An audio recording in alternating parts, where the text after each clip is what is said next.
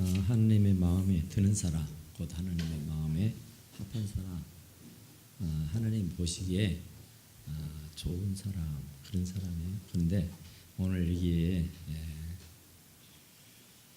이스라엘 백성이 하나님이 우리 조상들을 택하시고 애굽 땅에서 나가게 된 40년 광야에서, 그리고 애굽에서 430년, 이렇게 하여튼 어려움들이 많이 있었어요. 근데 하나님이 40년간 그들의 소행을 참으시고 그런 얘기가 있어요. 광야에서 40년 동안을 하나님이 그들의 소행을 참으셨다, 그런 얘기예요. 그렇게 안 참았으면 어쩌을까? 참았는데도 불구하고 그 1세대는 한 명도 갈렙과 여호수아를 빼놓고는 가나안에 들어가지 못하는 그런 불행을 겪었는데, 그래도 하나님이 그들의 소행을 참으셨고 또 인내하셨다, 그런 얘기예요. 그리고 이제 하나님께서는 그때마다 시대마다 아주 그 적절한 선지자들을 보내고 지상들을 보내가지고 그 나라를 잘 다스리게 했습니다. 그래서 신정 통치 시대, 하나님이 직접 나서서 하기는 뭐하고 그러니까 하나님의 종들을 세워가지고 그 나라 민족을 이끌어 가시게 됐다, 그런 얘기예요. 그런데 하나님이 참 선한 왕들도 세웠고요, 악한 왕도 세웠고요, 주변에 뭐 애굽이라든지 또 뭐 다른 바사바 뭐 하는 뭐 바벨론 하는 뭐 그런 아주 그 이방 나라의 국가도 많이 이렇게 들어 쓰시기도 하고 그래요. 그러니까 하나님은 전능자이기 때문에 꼭 선한 사람만 들어서 쓰시는 것이 아니라 또 어쩔 때는 악한 사람도 들어서 불쏘시개처럼 사용하시곤 했었어요. 그러니까 하나님은 시기절절하게 그 때에 맞는 일꾼들을 들어서 사용하곤 했었다, 그런 얘기예요. 그러던 중에 이스라엘 백성들이 다른 나라, 그 신정 통치를 받지 않는 인간들의 통치를 받는 인간들의 왕을 세워서 나라를 다스리는 것을 보고는 상당히 부러워했습니다. 우리도 저런 왕을 세워서 나라를 통치하고 다스리면 얼마나 좋을까. 그래서 하나님에게 우리에게도 왕을 세워주십시오. 우리도 하나님의 직접 통치, 제사장, 선지자들이 나서서 나라를 다스리기보다는 우리가 왕을 뽑아서 그 왕으로 나라를 다스리게 하면 좋겠습니다. 그러면서 왕을 세워달라 그래요. 그래 하나님은 어쨌든 그 백성들의 부르짖는 소리를 귀담아 주시는 분이니까 귀담아 듣고 그러냐. 그리고는 왕을 세우죠. 여기 보니까 기스의 아들 사울이라는 사람이 있어요. 근데 그 사람은 굉장히 현명하고 똑똑하고 아주 기골이 장대하고 정말 어디에 내놔도 뒤떨어지지 않는 그 당시에 최고의 인재였습니다.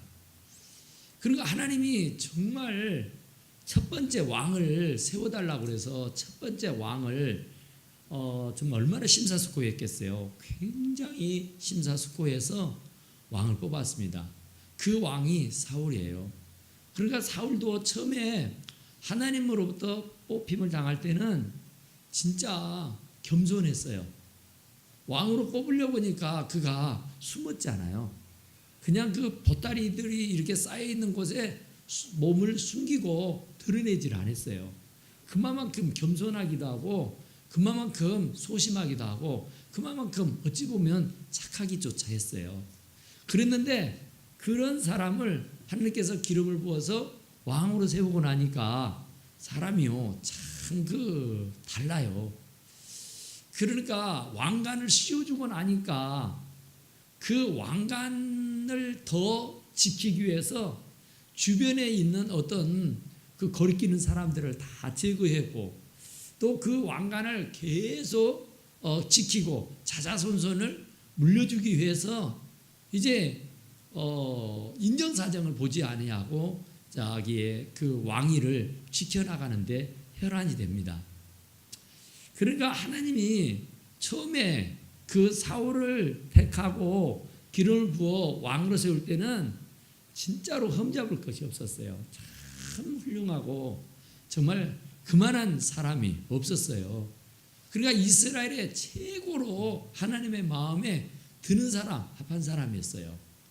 그랬는데 세월이 흐르다 보니까 하나님이 결국은 내가 그를 왕으로 세우는 것을 후회한다 하신 말을 해요. 세상에 하나님이 얼마나 후회가 막심했으면 내가 그를 왕으로 세운 것을 후회한다고 했겠어요. 그러니까 초심을 잃어버려서 그래요. 처음에 왕으로 세워줄 때는요, 참 정말 굉장했어요. 감지덕지하고 막 어쩔 줄 몰라서 어떻게 하고 막 안절부절했다니까요. 그리고 기도도 많이 하고 어쩌다 하나님과 막 소통이 되고요. 정말 이 선지자 하나님의 종을 아주 극진하게 섬기고 하여튼 참 잘했습니다. 그런데 그것이 오래 가야 좋은데 이제 시간이 흐르고 세월이 흐르다 보니까 퇴색하고 또 변해버리고 말았어요. 그래서 결국에는 하나님을 노엽게 하는 일, 하나님의 종을 우습게 하는 일, 그리고 자기가 하나님보다 더 위에 있으려 하고 하나님을 인정치 않고 하나님이 세운 종을 인정하지 않은 그런 교만함이 막 튀어나오게 됩니다. 그래서 하나님이 후회하셔요. 내가 참 저러려고 저꼴 보자고 내가 저를 왕으로 세웠냐 하는 자괴심이 들었다는 얘기예요. 그래서 이제 하나님이 더 이상은 안 되겠다. 정말 그 초심을 잃지 말아야 되는데 우리도 마찬가지잖아요. 하나님께서 교회를 세워가지고 목사님에게만 다 일임을 한 게 아니라 기관, 부서, 재직들을 세워가지고 일을 해요. 그런데 처음에 집사로 교회 일꾼으로 세워줄 때는 참 감사하게 생각하죠. 오늘도 보니까 오늘이 이제 올해 처음으로 집사 임명을 받으신 분이 제일 먼저 와서 한 적이 있더라고. 내가 말은 안 했지만 참 그래도 처음으로 재직으로 임명을 받아서 일을 하려고 하니까 어쨌든 처음으로 드리는 재직 헌신 예배니까 일찍 와서 혼자 가만히 앉아서 묵상하고 있더라고. 그러니까 그 마음이 언제까지 계속 지속돼야 된단 말이에요. 근데 세월이 흐르고 시간이 흘러감에 따라서 그 마음이 사그라지고 없어져 버려요. 그래서 교만하게 되고, 그래서 거드름 피우고, 그리고 게을러지고, 그리고 열심히 사라져 버려요. 그러면 하나님이 그를 재직으로 세운 것을 후회하시게 된단 말이에요. 한때는 내 마음에 합한 자다, 내 마음에 드는 자다, 그렇게 해서 정말 이 교회 꼭 필요해서 일꾼으로 세웠는데 처음에는 그 마음을 가지고 열심히 하다가 시간이 흐르다가 이제 그 마음이 없어지고 달아나 버려요.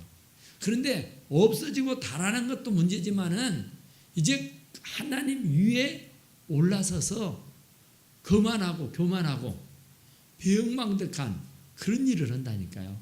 하나님을 의식하고 하나님을 섬기고 받들고 하나님을 최우선으로 하나님을 최고로 섬겨야 되는데 이제는 자기가 최고가 돼서 자기를 더 높이고 자기를 더 내세우는 그런 사람이 돼요. 그러게 되면 십중팔구 하나님은 그를 재직으로 세운 것을 후회하신단 말이에요. 그러니까 참 우리가 한 사람 한 사람 다 마찬가지요. 목사든 장로든 권사든 집사든 누구여든 간에 하나님이 필요해서 세웠어요. 하나님이 정말 마음에 들어서 세운 사람들이에요. 마음에 들지 않아서 세운 사람 하나도 없어요. 어쨌든 내가 원해서 된 것은 아니에요. 누구도 나 집사 시켜주세요. 나 목사 시켜주세요. 그래서 되는 사람 없습니다. 하나님께서 다 사명을 주시고 콜하고 부른 거예요. 하나님의 소명을 주신 거라고요. 그래서 그 하나님의 부름에 내가 그냥 아멘하고 순종하고 엎드리는 거예요. 그랬으면 그 마음을 언제까지 주님 나라 갈 때까지 계속 마음에 담아서 그 초심을 잃지 않아야 되는데 이제 좀 하다 보면은 교만이 들어. 교만이 들으면 이제 하나님 위에 올라서서 하나님 말씀 정도는 우습게 알고 하나님은 그냥 아무런 의식 없이 자기 생각대로 자기 마음대로 하는 일들이 생겨나요. 그러면 틀림없이 하나님은 나를 주의 종으로 세운 것을 나를 집사로 권사로 장로로 세운 것을 틀림없이 후회하신다고요. 그러니까 참 내가 너를 잘 세웠구나. 내가 너를 잘 택했구나. 내가 정말 너를 잘 보았구나 하는 마음이 주님 나라 갈 때까지 변함이 없기를 간절히 축원합니다. 그러니까 나 때문에 실망하면 안 되잖아요. 목사님도 마찬가지요. 참 이분이 잘할 것 같아서 일꾼을 세웠고 기관장으로 세웠고 어떤 직분자로 세워서 일을 맡겼는데 그 일을 등한히 하고 소홀히 해버리면 아이고 내가 괜히 세웠구나. 내가 사람을 잘못 봤구나 하는 후회막심한 일이 있단 말이에요. 그런데 하나님을 그렇게 해서는 아니 되는 것이다. 그런 말이죠. 그래서 결국은 그를 패해버려요. 하나님의 마음에 안 드는 사람을 계속 지켜볼 수는 없어요. 하나님께서 기회를 주고 또다시 제기할 수 있는 그런 기회를 주지만 결국 끝까지 주님의 말씀을 부인하고 주님의 뜻에 부응하지 못하면 하나님은 결국은 내치고 패해버리고 마는 겁니다. 그래서 사울이라고 하는 왕이 결국은 하나님으로부터 내침을 받아요. 그래서 이제 사무엘 선지자를 보고 이새의 아들 중에 왕을 세울 만한 사람이 있으니까 가서 그 이새의 아들 중에 한 사람을 택해서 기름을 부어서 사울의 뒤를 이어서 이스라엘 왕이 되게 하라. 그런 말을 해요. 그래서 이제 사무엘 선지자는 이제 기스라고 하는 사람이 아닌 이새의 집으로 찾아갑니다. 그러니까 거기에 참 아들들이 많았어요. 정말 잘생기고 굉장히 현명해 보이는 아주 기골이 장대한 그런 참 현명한 아주 굉장히 스마트한 사람들이 많았다고요. 첫 번째 아들을 딱 보니까 와. 그래서 그냥 뭐 둘째 셋째 볼 것도 없다. 이 사람이다 생각하고 기름을 부리니까 하나님이 보호하잖아요. 둘째도 보니까 만만치 않아요. 셋째도 맞잖아. 넷째도 맞잖아. 다 사무엘이 볼 때는 진짜로 좋았어요. 그래서 그냥 뭐 흠잡을 데가 없다니까. 사람 보기에는 그렇게 좋을 수가 없어요. 그래서 그냥 그를 세워서 기름을 부으려고 했다니까요. 그런데 하나님이 노한 거예요. 사람은 그냥 거칠이를 보는 거예요. 사람들은 그냥 눈에 보이는 것만 보는 거예요.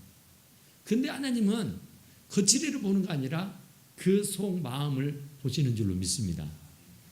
그러니까 이 사무엘도 사람인지라 그 사람의 속까지는 다 들여다볼 수가 없었어요. 그러니까 그냥 핸섬하고 그냥 멋있고 그냥 굉장히 지혜로울성 싶으니까 그에게 기름을 부으려고 했다고요. 그랬는데 하나님은 여지없이 아니다고 하는 것이었어요. 내 뜻은 사람의 뜻과는 다르다 그러죠. 내 생각은 사람의 생각하고는 또 다르다 그러죠. 왜냐하면 하나님은 사람이 보지 못하는 것, 사람이 알지 못하는 것을 알고 보고 계시기 때문에요. 그런데 하나님의 뜻과는 무관하고 하나님의 뜻과는 상관없이 자기가 고집을 피우고 자기의 생각을 내세워서 무언가를 한다고 하면은 그건 십중팔구 잘못될 수밖에 없다고 말해요. 그러니까 우리가 뭔 일을 하든 하나님의 뜻을 묻고 하나님의 뜻을 쫓고 하나님 뜻대로 사는 것이 성공하고 승리하고 살 수 있는 유일한 길인 줄로 믿습니다. 그래서 사무엘도 참 대단한 선지자 아니에요. 사무엘도 참 대단한 주의 종 아닙니까? 하나님의 대리자가 돼서 하나님의 대신 대연자가 되어서 하나님의 일을 도맡아서 한 사람인데 그런 사람마저도 거칠에만 본 거예요. 그러니까 사람은 눈앞의 것밖에 볼 수가 없단 말이에요. 그래서 눈앞의 것만 보고 옳거니 한 거였어요. 그런데 하나님은 그것이 아니다. 그리고는 그 이세 아들들을 다 아니라는 거예요. 그럼 뭐 없어요. 그래서 이세에게 또 다른 아들은 없느냐고 말해요.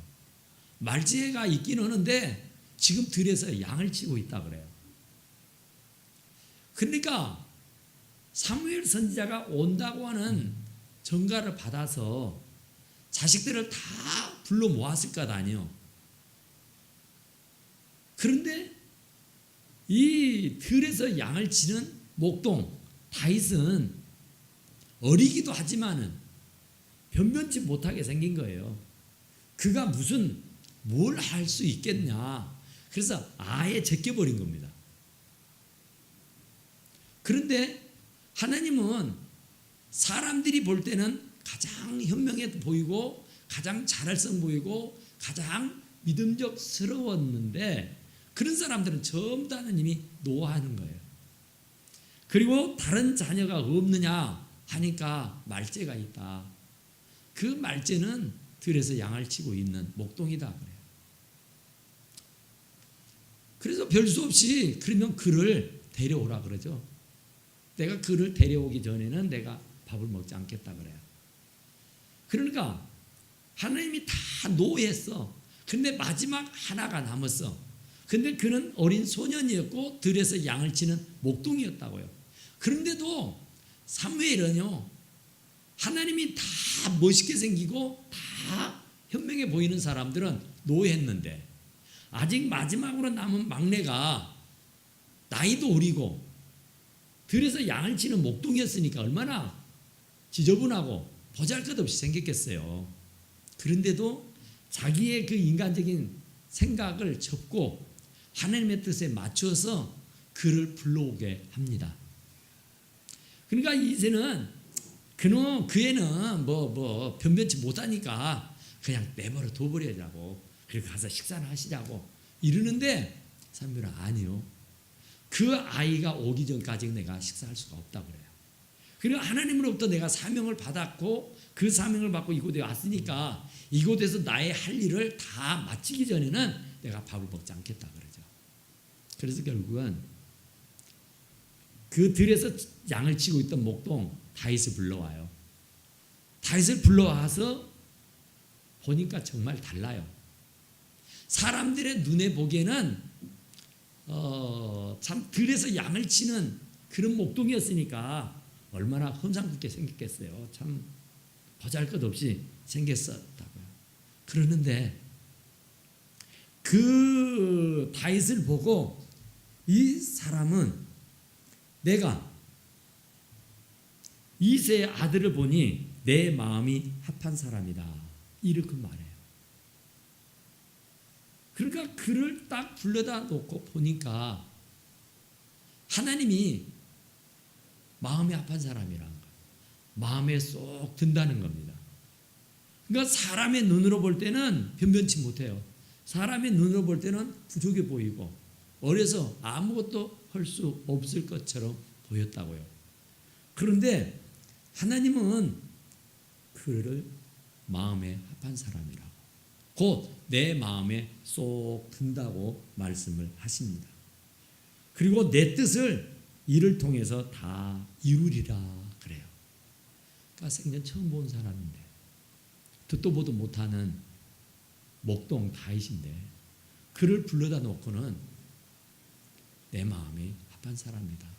내가 그를 통해서 나의 모든 뜻을 이루리라. 그 나의 모든 뜻은 그의 혈통에서 예수 그리스도가 태어날 것을 말씀하는 겁니다. 그러니까 진짜로 보잘것없는 목동에게 그 혈통에서 그 가문에서 예수 그리스도 메시아가 태어날 것이라고 하는 사실을 말씀해 준다니까요. 그러니까 어마어마한 은혜요 축복이 아닐 수가 없었단 말이죠. 그것은 하나님의 마음에 들어서 그런 겁니다. 하나님의 마음에만 들면은 전무후무한 역사, 꿈도 꾸도 못했던 그런 놀라운 축복을 받게 되는 줄로 믿습니다. 우리가 하나님의 마음에 안 들고 하나님의 마음을 성쾌하고 섭섭하게 하니까 이도저도 안 되는 것이지, 진짜로 우리가 뭔 일을 해도요 하나님의 마음에만 들면은, 하나님의 마음에 합하기만 하면 무궁무진한 역사가 일어나게 되는 줄로 믿습니다. 그러니까 하나님의 마음에 드는, 대체 어떻게 하면 하나님의 마음에 들 거냐 말이에요. 하나님의 마음에만 들고 하나님의 마음과 합해지기만 하면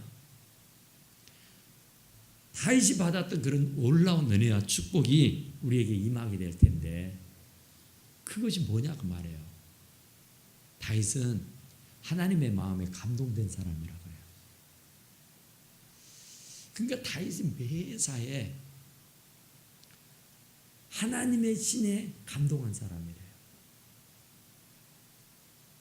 그러니까 들에서 양을 치는 목동이었어도 그의 이 가슴 한구석에는 언제나 하나님을 찬양하고 하나님을 목배이고 하나님을 경배하는 그런 하나님의 신에 감동이 되어 있는 사람이었었다고 말해요. 그가 뭐 알겠냐 하고, 그가 목동인데, 그가 어린데 그가 뭐가 있겠냐 하지만은 그는 정말 하나님의 신에 감동이 된 사람이에요. 그러니까 그는 오직 그의 모든 것이 하나님에게 집중되어 있는 사람이었었다, 그런 말이에요. 그리고 그는 하나님에게 집중되어 있기 때문에 담력이 있습니다. 어리지만은 다른 장수, 다른 형님들은 골리앗이 무서워서 벌벌벌벌 떨고 숨어버렸다고 하잖아요. 골리앗이 나와서 하나님을 욕하고 야단을 해도 누구 하나 나서서 변호한 사람도 없고 누구 하나 나서서 골리앗과 싸우겠다는 사람이 없어요. 그런데 다윗은 하나님의 신에 감동한 사람이기 때문에 그에게는 우리들 말로 하면 성령의 충만함이 있었어요. 그러니까 하나님이 내주하고 있었다고요. 그러니까 무섭고 두려움이 없습니다. 그러니까 그 어리지만은 그 어리디 어린 소년이 골리앗과 싸움을 하잖아요. 골리앗은 창검을 들고 나가는 사람이었고 다윗은 어리디 어린 소년이었지만은 무기도 하나 없이 나가요. 그런 용기, 그런 마음이 어디서 일어났겠냐 말이에요. 그 하나님의 신에 감동이 돼서 그런 겁니다. 하나님의 감동과 감화가 있어서 그런 거예요. 하나님이 내가 너와 함께 할게 하는 마음의 확신과 그 믿음이 있었기 때문이란 말이에요. 그러니까 하나님이 나하고 세상 끝날까지 함께 한다고는 그 확고보다 믿음이 있으면 담력이 생겨요. 그 담력이 생기면 물불이 두렵지 않습니다. 창검이 두렵지 않아요. 그러니까 이 어린 소년 다윗이 골리앗 앞에 나설 수가 있었던 거였다, 그 말이에요. 그러니까 하나님의 신에 감동한 사람이에요. 하나님의 사람으로 완전히 무장되어 있기 때문에 그렇단 말이에요. 하나님이 어째 그에게 내 마음에 합한 사람이라고 했겠느냐? 그는 절대 순종하는 사람이었어요. 그 일생을 봐보면은 하나님의 말씀이라면은 고지곳대로 믿고요. 하나님의 말씀이라면은 자기에게 해가 돼도 지키고 행하고 살았던 사람이에요. 그러니까 하나님 마음에 합할 수 있는 거예요. 그러니까 잘 되려면은 떡잎부터 알아본다고 하죠. 그러니까 어린 소년 다윗이었고 들에서 양을 치는 목동 다윗이었지만 그 다윗 안에 있던 그 순수한 하나님의 신에 감동된 마음을 하나님이 보신 거죠. 그래서 결국 보니까 다윗을 누가 알아주기나 하겠어요. 그 형제들 중에서도 말제라고 그래서 그냥 사람 대접도 안 하고 들에서 양을 치라고 내쫓고 쫓고 내몰아 버렸던 사람인데 하나님은 그를 보고 인정한 것이에요. 그런데 그가 그렇게 인정받을 수 있기까지는 순종이 있었단 말이에요. 하나님의 말씀에 대한. 사울이 자기의 장인어른입니다. 사울의 딸 미갈과 결혼을 했어요. 그런데 그 아버지 장인은 자기가 잘 되는 꼴을 보지를 못해서 죽이려고 하죠. 군대를 동원해서 막 추적하고 막 쫓아서 그를 죽이려고 얼마나 안간힘을 썼는지 몰라요. 그런데 다윗도 도망다니지만은 사실은 자기를 추종하는 사람들이 있어요. 그러니까 자기도 군대를 동원해서 사울과 싸움을 할 수도 있어요. 그런데 다윗의 신앙은 어떤 신앙이었냐면은 아무리 그가 대먹지 못한 왕일지라도 하나님이 택해서 주의 종을 통해서 그에게 기름을 부어 왕을 세웠는데 하나님이 세웠는데 내 마음이 안 든다고 해서 내 마음과 뜻이 일치가 안 된다고 해서 내가 군대를 일으켜서 그를 죽여버릴 수가 없다는 거예요. 또 그가 나를 죽이려고 혈안이 돼 있지만 내가 피해 다닐 뿐이지 그와 맞서서 그 원수를 해치고자 하는 마음이 하나도 없었어요. 왜 그러냐면은 하나님의 공의를 믿고 하나님이 기름 부어 세운 종이기 때문에 내가 가타부타 말할 수 없다고는 얘기해요. 내 마음에 안 들고 내 성이 안 찬다고 그래서 내가 내 마음대로 군대를 동원하거나 또 무기를 가지고 가서 그냥 음침한 데서 죽여버릴 수 없단 말이에요. 그러니까 그는 정말 하나님의 뜻에 절대 순종하고 복종하는 사람이었어요. 자기의 이익을 위해서 나가면은 눈앞에 가시처럼 여기는 사울을요 죽여버리고 자기가 왕위에 딱 올라서면 돼요. 그렇지 않아도 사무엘로부터서 어렸을 때 이미 기름 부음을 받았어요. 그랬으니까 이때를 위해서 하나님이 나에게 기름을 부었구나. 이놈 처치해버리자. 그리고 내가 왕이 되지. 이럴 수 있다고요. 그런데 그렇게 하지 않았어요. 그냥 순순히 참고 기다리는 겁니다. 하나님이 어련히 알아서겠냐. 내가 창검을 들고 그를 해치지 않아도 하나님이 다 처리해 주실 것을 믿었다고 말해요. 그러니까 결국에는 다윗이 손에 피를 묻히지 않아도 하나님께서 그를 완전하게 정리해 주시게 된 줄로 믿습니다. 또 다윗이 하나님 마음에 아팠는데 왜 그러냐면 다윗은요 정말 솔직하고 자기의 잘못을 깨닫고 뉘우칠 줄 아는 사람이었어요. 우리는 뭘 하다가 좀 실수할 수 있어요. 죄를 지을 수 있다고요. 그러면 우리는 그걸 인정을 안 하려 합니다. 좀처럼 인정을 안 하고 그걸 변명하고 그걸 포장하고 그걸 되려 더 지우려고 그랬잖아요. 사람이기 때문에 완전할 수 없어요. 다 허물이 있고 다 실수가 있고 다 죄가 있습니다. 그래서 누군가가 나에게 그 죄를 지적하면 그러시느냐. 그러겠다. 얼른 주담고 얼른 인정하고 얼른 그 앞에 엎드릴 줄 알아야 돼요. 그런데 내 자존심을 건드렸다나니 내 생각하고 다르다느니 하면서 그걸 이거에 저거 막 서로 알콩달콩 싸우면 안 되잖아요. 그런데 이 다윗이 왕으로 있다 보니까 이제 왕으로 등극하고 나니까 한가한 시간도 있어요. 전쟁만 한 게 아니라. 그래서 목욕하고 있던 바세바를 보잖아요. 우리아의 아내 바세바가 덴낫에 목욕을 하는 걸 보고는 음흉한 마음이 들어서 그를 데려다가 자기 아내를 삼아요. 그리고 그 우리아를 전쟁에 내보내서 죽여버리잖아요. 아무도 몰라요. 주도세도 모르게 그 일을 해친 거예요. 그런데 하나님의 종이 알지요. 하나님의 종이 나단이라는 선지자가 와가지고 그 다윗에게 그 얘기를 합니다.